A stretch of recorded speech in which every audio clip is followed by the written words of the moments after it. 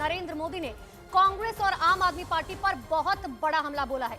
पंजाब में प्रधानमंत्री नरेंद्र मोदी ने कहा कि सत्ता के लिए देश का ऐसा बंटवारा किया कि 70 साल तक दूरबीन से करतारपुर साहिब के दर्शन करने पड़े। इसके साथ ही पीएम मोदी ने कहा कि दिल्ली की कट्टर भ्रष्टाचारी पार्टी और सिख दंगे की दोषी पार्टी पंजाब में आमने सामने लड़ने का नाटक कर रही है। यही कांग्रेस है जिसने सत्ता के लिए देश का बंटवारा किया और बंटवारा भी ऐसा किया कि 70 साल तक हमें करतारपुर साहिब को दूरबीन से दर्शन करने पड़ते थे। यहां पंजाब में दिखावे के लिए दिल्ली की कट्टर भ्रष्टाचारी पार्टी और सिख दंगे के दोषी पार्टी आमने सामने लड़ने का नाटक कर रहे हैं। लेकिन सच्चाई यही है कि पंजाब और झाड़ू पार्टियां दो है, लेकिन दुकान एक ही है। तो वहीं पंजाब में पीएम मोदी ने विपक्ष के आईएनडीआईए गठबंधन पर भी निशाना साधा। पीएम ने कहा सत्ता के लिए ये लोग किसी को भी धोखा दे सकते हैं। इसके साथ ही पीएम ने पंजाब में नशे के कारोबार को लेकर आम आदमी पार्टी पर बड़ा हमला बोला। साथियों, ये इंडी गठबंधन वाले घोर सांप्रदायिक है, ये घोर जातिवादी है, ये घोर परिवारवादी है।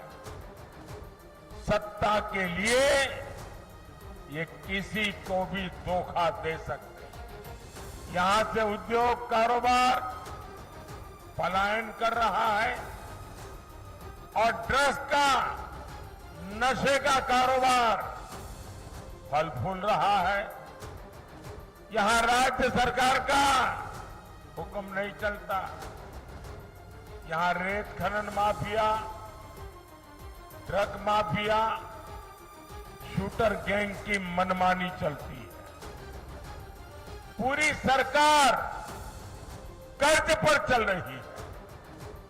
सारे मंत्री संतरी मौज कर रहे हैं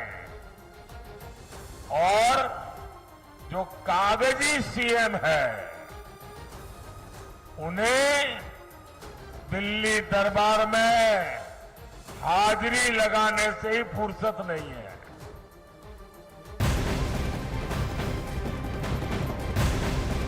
और एक बड़ी खबर आपको बता दें, आज प्रधानमंत्री नरेंद्र मोदी पंजाब और हिमाचल प्रदेश में चुनावी रैलियों को संबोधित करेंगे। सबसे पहले 11 बजे हिमाचल के शिमला में पीएम मोदी की एक रैली होगी। इसके बाद करीबन 1 बजे हिमाचल की हॉट सीट यानी कि मंडी लोकसभा सीट पर पीएम मोदी कंगना रनौत का प्रचार करने के लिए पहुंचेंगे। मंडी के बाद दोपहर 3:30 बजे पंजाब के गुरदासपुर और शाम 5:30 बजे पंजाब के जालंधर में पीएम मोदी की रैली होगी।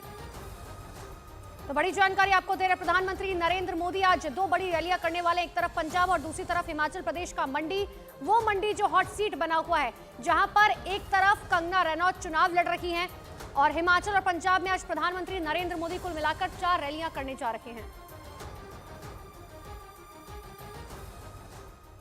मुझे फ्राइडे के बाहर प्रदर्शन करते हुए दिखाई दिए, लेकिन टीएमसी ने बीजेपी के इन आरोपों को नकार दिया। बीजेपी का दावा है कि नंदीग्राम लोकसभा सीट पर वो बड़े अंतर से जीत दर्ज करेगी और इसी वजह से टीएमसी ने वहां के लोगों को डराने और धमकाने के इरादे से नंदीग्राम के उन बीजेपी कार्यकर्ताओं पर जानलेवा हमला किया और वहां माहौल बिगाड़ने की साजिश रची। नंदीग्राम के बीजेपी कार्यकर्ताओं के मुताबिक टीएमसी के इशारे पर ही नंदीग्राम में उनके साथियों पर हमला किया गया। तृणमूल सरकार এই অত্যাচার নন্দীগ্রামের ওপর করছে।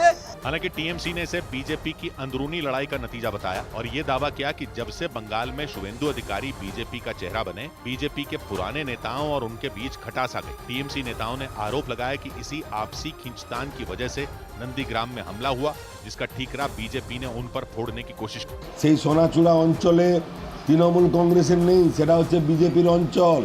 সেখানে আমাদের পঞ্চায়েত মেম্বার কেউ নেই। हालांकि नंदीग्राम में मचे इस बवाल के बाद चुनाव आयोग ने भी सख्ती दिखाई। चुनाव आयोग ने नंदीग्राम के एसपी से इस पूरे बवाल की रिपोर्ट मांगी। उधर बेंगलुरु के 3 5 स्टार होटल को बम से उड़ाने की धमकी मिलने के बाद हड़कंप मच गया। दिल्ली और अहमदाबाद के बाद बेंगलुरु के 3 5 स्टार होटल को बम से उड़ाने की धमकी मिली। ये धमकी एक ईमेल के जरिए दी गई। इसके बाद पुलिस ने इन तीनों होटल के चप्पे चप्पे की तलाशी ली। एक रोज पहले दिल्ली के नॉर्थ ब्लॉक, जहां केंद्रीय गृह मंत्रालय का दफ्तर है, उसे बम से उड़ाने की धमकी मिली थी, जो महज एक अफवाह निकली थी। दिल्ली के लेडी श्रीराम कॉलेज को एक ईमेल के जरिए बम से उड़ाने की धमकी दी गई। इसके बाद आनंद फानन में उस कॉलेज को खाली करवाया गया। इससे पहले भी दिल्ली के कई इलाकों में इसी तरह की धमकियां मिल चुकी हैं। पंजाब के पूर्व मुख्यमंत्री और जालंधर लोकसभा सीट से कांग्रेस उम्मीदवार चरणजीत सिंह चन्नी के विवादास्पद बयान पर चुनाव आयोग ने ऐतराज जताते हुए उन्हें कड़ी चेतावनी दी। उन पर जम्मू कश्मीर के पुंछ में हुए आतंकी हमले को लेकर विवादास्पद बयान देने का आरोप लगा था। इधर उत्तराखंड के ऋषिकेश में एम्स की एक डॉक्टर ने सर्जरी के दौरान छेड़खानी का आरोप लगा दिया। इसके बाद अस्पताल के डॉक्टरों ने वहां हंगामा कर दिया। लेकिन हैरानी की बात यह रही कि जब छेड़खानी के आरोपी को पकड़ने के लिए पुलिस अपनी गाड़ी लेकर अस्पताल के वार्ड में ही घुस गई। आरोप लगा कि डॉक्टर से एक नर्सिंग अधिकारी ने छेड़खानी की। इसके बाद विवाद बढ़ गया।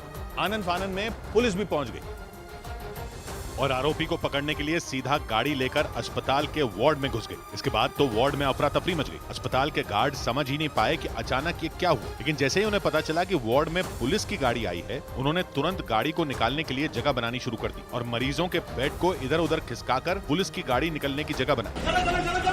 पुलिस की ये गाड़ी ऋषिकेश के एम्स के वार्ड में इसलिए घुसी क्योंकि वहाँ की एक डॉक्टर ने सर्जरी के दौरान उससे छेड़छाड़ का आरोप लगाया। इसके बाद अस्पताल में खूब हंगामा हुआ और अस्पताल के जूनियर और सीनियर डॉक्टरों ने प्रदर्शन शुरू कर दिया क्योंकि छेड़खानी का आरोप एक नर्सिंग अधिकारी पर लगा। इसके बाद डॉक्टरों का गुस्सा फूट पड़ा और उन्होंने अस्पताल में प्रदर्शन किया, आरोपी को घेर लिया और नारे लगाए। इसके बाद आनंद फानन में पुलिस वहां पहुंची और हंगामे के बीच आरोपी को वार्ड के अंदर खड़ी पुलिस की गाड़ी में बिठाया।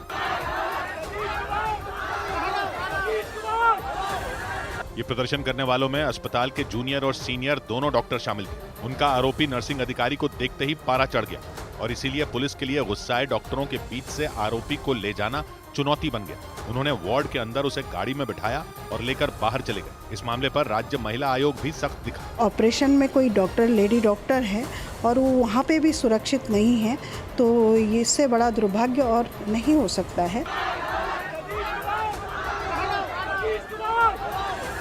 उत्तराखंड के ऋषिकेश के एम्स में सर्जरी के दौरान डॉक्टर से हुई छेड़खानी के मामले की जांच के लिए कमेटी भी बना दी गई। उधर महाराष्ट्र के जलगांव से दिल दहला देने वाला एक ऐसा वीडियो सामने आया जिसे देखने के बाद लोगों की सांसें थम गई क्योंकि उस वीडियो में कुछ लोग एक आदमी की चाकू से गोदकर और उसे डंडे से पीट कर बेरहमी से हत्या करते दिखाई दिए। बताया गया कि आरोपियों ने किसी पुराने विवाद में उस आदमी को मौत के घाट उतार दिया।